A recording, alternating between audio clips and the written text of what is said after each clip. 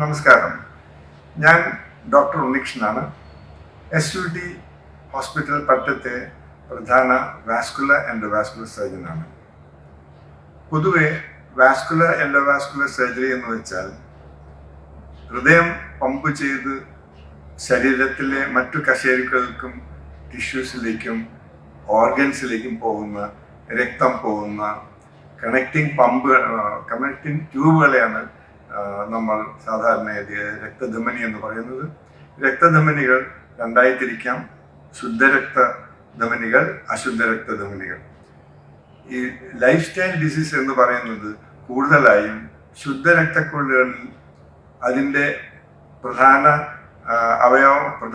രക്തക്കുഴലായ മഹാധമനിയിൽ നിന്നും പുറപ്പെടുന്ന ഭാഗത്തോ അല്ലെങ്കിൽ പുറപ്പെട്ട് 1-2 സെന്റിമീറ്റർ ശേഷമോ കൊളസ്ട്രോൾ വന്ന് തടസ്സമുണ്ടായാൽ ഏത് അവയവത്തിൻ്റെ രക്തക്കുഴലിനാണോ ഇതേമാതിരി വരുന്നത്, ആ രക്തക്കുഴൽ കൂടെ ഒഴുകുന്ന ആ അവയവങ്ങൾക്കാണ് കൂടുതലായിട്ടും പ്രശ്നങ്ങൾ കാണുന്നത്.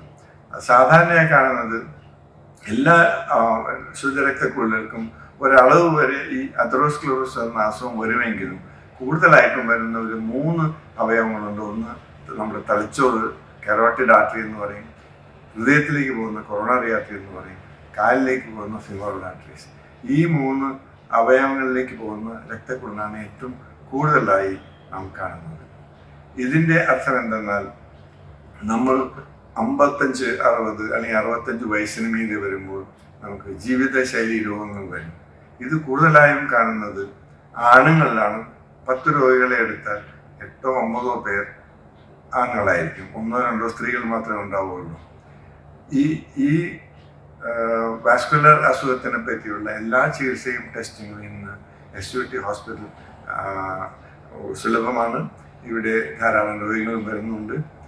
ഈ ഒരു വർഷം ഓഗസ്റ്റ് മാസത്തിലെ ആദ്യത്തെ ആഴ്ച ഞങ്ങൾ വാസ്കുലർ ഡേ ആയി ആചരിക്കുന്നു. ഇപ്രാവശ്യവും വാസ്കുലർ ഡേ ഓഗസ്റ്റ് 6 ആയിട്ടാണ് നമ്മൾ കൊണ്ടാടുന്നത്. ഓഗസ്റ്റ് 3-ാം തീയതി CMV പ്രോഗ്രാമും 4-ാം തീയതി നമുക്ക് വാക്കത്തോൺ എന്ന് പറഞ്ഞത്. അതിൻ്റെ മെയിൻ റീസൺ എന്താണെന്ന് വെച്ചാൽ ആംബ്യൂട്ടേഷൻ ഫ്രീ കേരളയിൽ തുടങ്ങി ആംബ്യൂട്ടേഷൻ ഫ്രീ, അത് ഇന്ത്യ ഇന്ന് ഈ വർഷം അത് ആംബ്യൂട്ടേഷൻ ഫ്രീ വേൾഡ് എന്നാണ് നമ്മൾ ഉദ്ദേശിക്കുന്നത്.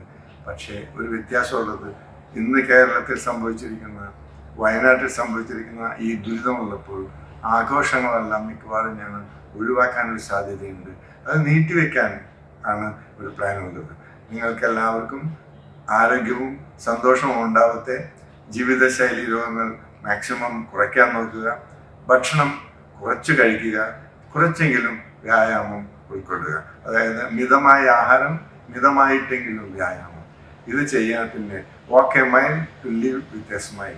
നമ്മളൊരു മൈൽ നടക്കാൻ പറ്റുമെങ്കിൽ മൊത്തം ശരീരവും നമ്മുടെ അവയവങ്ങളുടെ പ്രവർത്തനങ്ങൾക്കും നമുക്ക് സുഖമായി ജീവിക്കുവാനുള്ള ഒരു വഴി ഈശ്വരാനുഗ്രഹം നമുക്ക് കിട്ടുന്നു. ഇത്രയും അറിയിച്ചുകൊണ്ട് നിർത്തട്ടെ. നന്ദി, നമസ്കാരം.